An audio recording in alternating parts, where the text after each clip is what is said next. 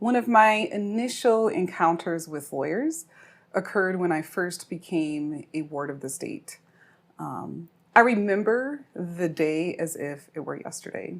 I was sitting in my 8th grade class, going through a math lesson, and the school secretary called me to her office through the intercom. I remember walking down the hallway and brushing my fingers against the locker and kind of hearing the clicks of the locks as I was walking past. As soon as I entered my principal's office, I immediately noticed a woman sitting across from her. She gets up and she introduces herself and tells me that she's a representative from the Department of Children and Family Services. I was terrified. I knew exactly what this meant at 13 years old. And she proceeded to explain to me that she was going to ask me some questions about my home life. And for some reason, she seemed to know already about some of the troubling things that were happening at home. So I was afraid to lie to her, but I still had this brewing distrust that I was feeling at the pit of my stomach. So I decided to share half-truths. But even with those half-truths, after the meeting, she put me in her car and we drove to the juvenile court building here in Chicago, Illinois. And upon entering the building, we immediately went into a small room where I met 2 lawyers. And when they started to talk to me, they provided me with a level of ease because one of the lawyers looked me directly in the eyes and she asked me, "Cary, where do you want to go? Do you feel safe going home?" And the simple act of her asking me this question provided me with a level of control in a situation that epitomizes chaos. So after this meeting, I then went into the courtroom where a judge, of course, determined that it was no longer safe for me to return home. After this proceeding, I ended up living in 2 group homes and 3 foster homes over the course of my high school education. And when I entered the system, I literally only had the clothes on my back. Despite the extreme adversities that I had to endure, I am currently a full professor at WNL School of Law, where I specialize in corporate and securities law.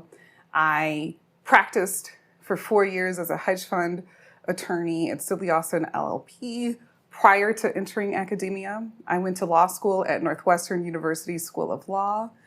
And for undergrad, I went to the University of Illinois in Urbana-Champaign. So upon sharing my story, people automatically wonder, how did she do it? What was the secret sauce that enabled her to persevere? And deconstructing what has led to my current success and what could lead to success in others who have had to endure comparable adversities is part of my lifelong mission. And in doing so, through this process of deconstructing, I've also had to debunk certain assumptions that people automatically make when they hear my story. And so I'm going to spend the rest of this speech sharing at least 3 of these assumptions that I have had to debunk while connecting this process to the larger mission of CLC. So the first assumption that I have had to consistently debunk is that I unilaterally pulled myself up from my bootstraps. This is 1,000% false. I had to rely on an intricate mosaic of people and organizations in order for me to persevere. Certain pieces of my mosaic helped me to access life-changing opportunities. So for example, when I was in high school, I just by chance met a representative from an organization called the Ada S. McKinley Foundation. And he would sit in this room for students where they could actually learn about college and look at brochures and fill out applications. And he would help students with this process. And so I met him. I actually was going to meet one of my friends, not to ask about college, because I was really strongly considering going to the Army. And he said, look, I really think that you can do this. He told me about the Youth in College program where I could go to school for free as a ward of the state. He helped me to fill out the FAFSA. He helped me to complete college applications and apply for fee waivers and learn about resources for taking the ACT. And if it weren't for meeting him, I don't believe I would have been able to ever go to college. And I don't think I've ever had the opportunity to actually thank him for the role he played in building my mosaic. There were other pieces of my mosaic that had already fought intense battles to break down systemic barriers that would have tanked my ability to succeed. So when I was in law school, I actually met advocates who fought to increase the age of emancipation for foster youth to 21 years old.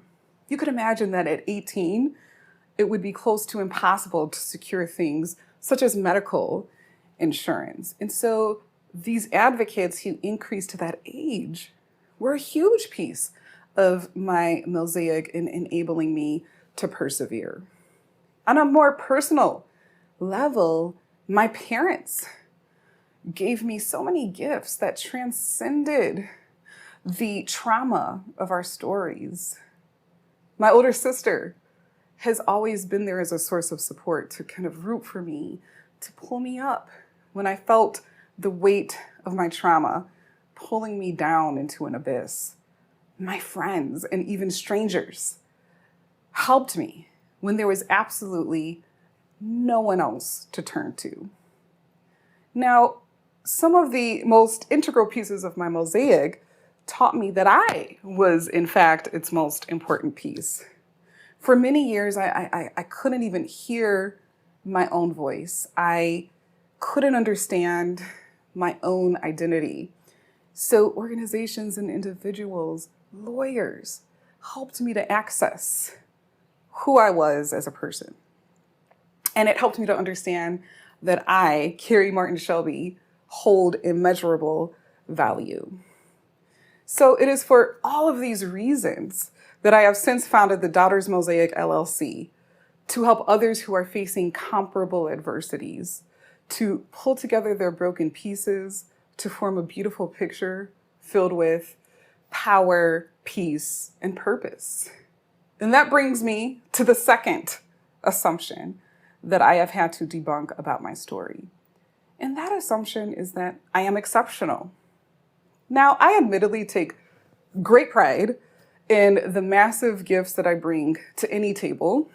Building my confidence is a huge, huge part of my healing journey. Knowing that I am entitled to prosperity and joy despite my background has been a game changer in terms of bringing my dreams into fruition. However, I am not exceptional in terms of measuring my raw intellect and talents in comparison to other current and former foster youth. While I was in the system, I encountered countless sons and daughters who were doing amazing things. I remember in one particular group home, there was a daughter who was going to school while working part-time and applying to college. I remember another daughter who was receiving all of these academic accolades, and we were actually in the same grade, and she was applying to high schools, and she got into this really incredible high school. So despite the agonizing intensity of our pain that we carry in our hearts and on our backs, that pain is mirrored by equal amounts of courage and talent and gifts. They motivated me to keep fighting. Their perseverance made each of my own pieces even stronger. So it goes without saying that we are more than our trauma. Massive pools of talent are being lost by systemic barriers to our collective success. We should not have to constantly face seemingly insurmountable hurdles just to access things such as food, shelter, and safety. We should not have to experience extreme levels of additional trauma while the state is serving as our guardian. We should not have to rely on luck or chance to experience lasting joy and prosperity. My personal success as someone who has experienced foster care should be typical, not the exception. This brings me to the third and final assumption that I have had to debunk. And this assumption is that my current success somehow negates or cancels the prior traumas that I have experienced. Truthfully, I have found great peace in what I have been able to achieve and build at this juncture of my life. But it does not negate the prior traumas that I experienced as a youth in care. I still mourn who I could have been or what I could have achieved if it weren't some of the additional traumas that I experienced as a youth in care. I think about the freedom from fear that I could have experienced at an earlier age if I did not have to go through those additional traumas. I recall, for example, being put back in one particular foster home, even though I found the courage to actually report to DCFS some of the abuse that I was experiencing. It took the will of a lion to do that at that age. And even still, I was placed back in this same home. And all too many of us can share this same story. I eventually left this home by my own volition. I remember fleeing really late at night, and my sister and a friend kind of helped me to gather my belongings. But I'll never forget the unauthorized absence label that was then kind of plastered throughout my file. I remember having more caseworkers and lawyers and other providers, more than I could conceivably remember. Now, the great ones were extraordinary, and they helped me so much. But having to encounter so many people all the time in so many homes made me feel invisible and worthless. While I place great value in my ability to pull together the pieces of my mosaic, I fully acknowledge that some pieces should have never been broken. Recognizing this painful truth helps me to see that there's still much work to be done in terms of improving the lives of youth in care. So that brings me to the conclusion. I sincerely hope that my story could be used as a lens to better understand what youth in care are currently experiencing.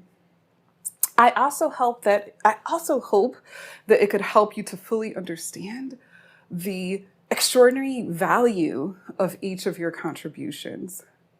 Becoming a part of someone else's mosaic reaps rewards that ripple across generations. The Children's Law Center of Minnesota is a vital part of the mosaic of countless children. Join me in supporting the work of this small, lean organization that represents and advocates for youth and children in foster care. Giving tonight is simple. You can simply click the link that is provided. Thank you so much for your support.